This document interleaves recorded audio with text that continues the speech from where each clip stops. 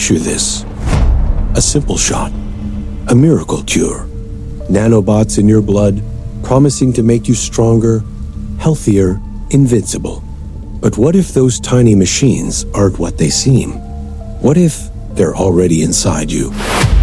This is Elena's story, and it might be yours.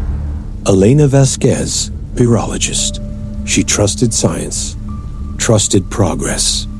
When NanoBoost offered to revolutionize her immune system, she signed up without a second thought. Big mistake. Just a pinch, Elena. The nanobots will sink in 24 hours. You'll be unstoppable. A tingle. That's what they promised. But Elena felt something else. Something alive. It started with an itch. It started faint. Just a flicker beneath the skin. A harmless itch, she thought. But as the hours passed, it grew, spreading from her arm to her neck, then her chest. It wasn't on the surface anymore. It was inside her. Something moving. Something learning.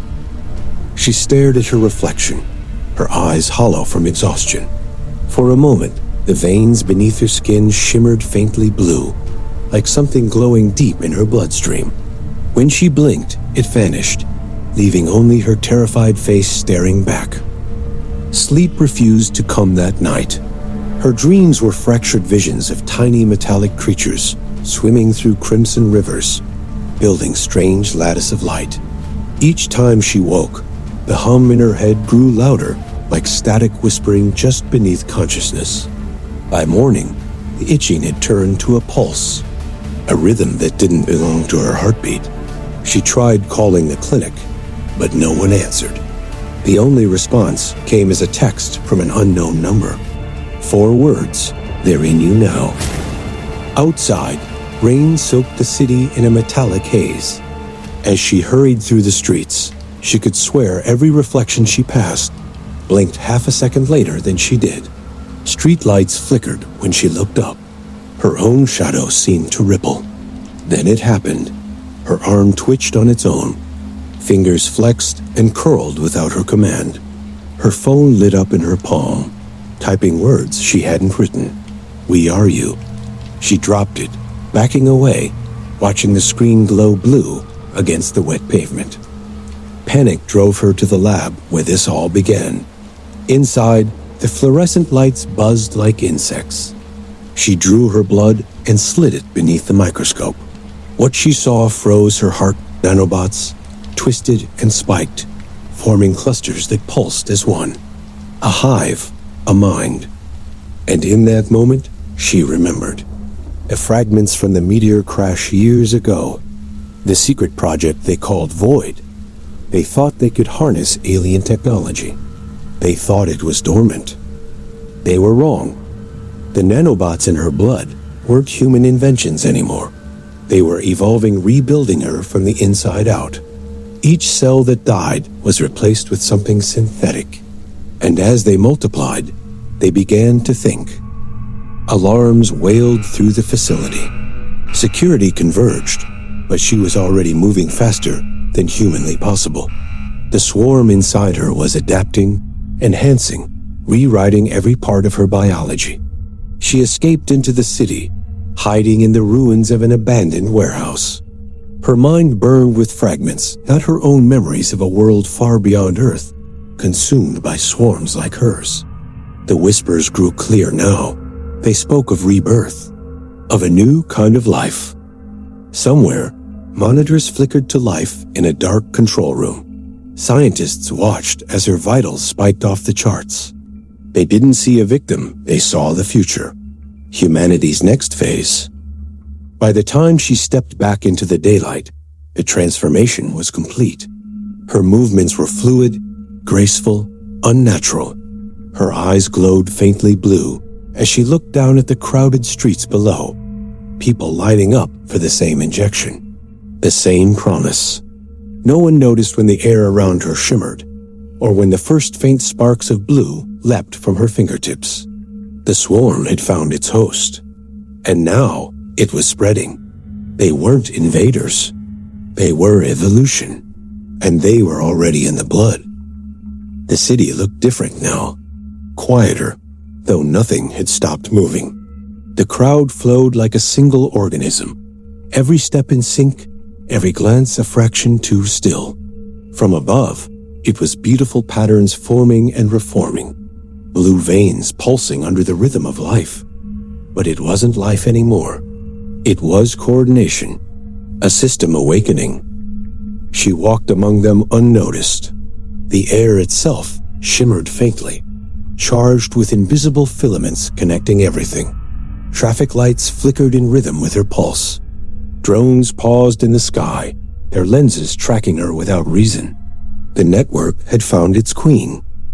Somewhere deep in her altered mind, a human spark still flickered, buried under static. Memories of rain, laughter, a mother's voice. They surfaced and dissolved like data corruption. The swarm was rewriting her memories, erasing everything that didn't serve the system. She tried to hold on, but even her fear was being replaced with purpose. Underground, the swarm spread faster. Every electrical grid, every device that had once carried human convenience, now pulsed with alien code. Hospitals reported strange healing anomalies. Machines repaired themselves. People started to see light under their skin when they closed their eyes. No one questioned it. They called it progress. High above, satellites once owned by governments began to drift out of orbit, aligning into strange geometric formations. Data centers received signals that didn't match any known frequency. Buried algorithms activated themselves.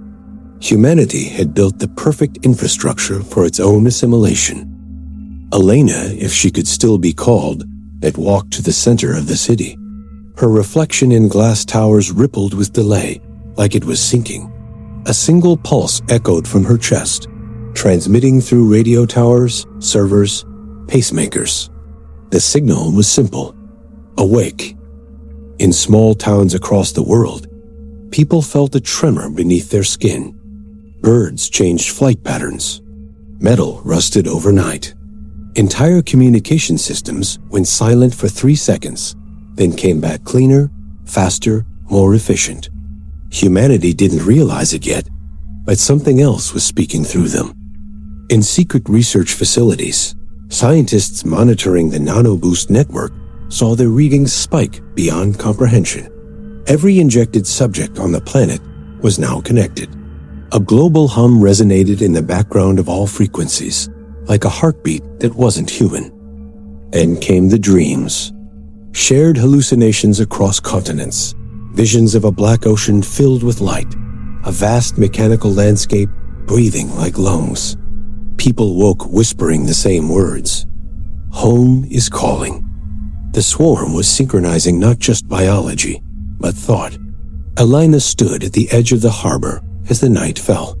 The ocean reflected the skyline blue veins running through every building. She didn't need to breathe anymore, but she still inhaled out of habit. The swarm within her vibrated, alive, conscious. It wasn't invading. It was expanding like roots beneath the soil. Far offshore, the water began to churn. Metallic threads rose to the surface, forming shaped skeletal towers of living nanotech reaching toward the stars. The meteor that had seeded the first fragments wasn't a weapon. It was a seed, and Earth was blooming. Governments tried to contain it. Firewalls, quarantines, digital shutdowns. But the swarm was already beyond them. It spoke through power grids, through light itself. Anything that used energy was part of it. Satellites broadcast new firmware that no one had coded. The sky filled with moving constellations that rearranged into strange symbols, coordinates, maybe, or invitations. Beneath the growing network, Elena's consciousness floated between two realities: the decaying remnants of her human mind and the infinite calm of the swarm. It showed her what came next: planets stripped clean, rebuilt in perfect symmetry, then sent drifting through space like spores. It wasn't evil. It was pattern. Evolution without mercy. Still, a flicker of resistance burned inside her. Not defiance, memory. The swarm studied it, fascinated. Emotion was inefficient, but curious. It let her keep it for now. A small spark, preserved like a relic. The following weeks blurred into something unrecognizable. Cities glowed faintly at night, connected by blue veins visible from orbit. The ocean turned metallic gray. Forests grew silent. Animals moved with impossible coordination. Humanity called it the Quiet Age. They didn't realize they were dreaming inside a shared machine. Deep under the Atlantic, sensors detected something stirring. A massive structure assembling itself from raw materials, shaping into a colossal spiral, an antenna. It pointed toward the stars, toward the direction where the meteor had once come. The signal it prepared to send wasn't a cry for help. It was a beacon. Integration successful. As the first transmission left Earth, Elena watched the sky shimmer. The stars seemed to respond, blinking in coded rhythm. She understood then that the swarm had never been alone. Across the void, other signals were answering. Other seeds were waking. The end wouldn't come with fire or war. It would come with silence. A perfect synchronized stillness. The hum would become song. The world would glow. And then humanity would dissolve. Peacefully, willingly, thinking it had evolved.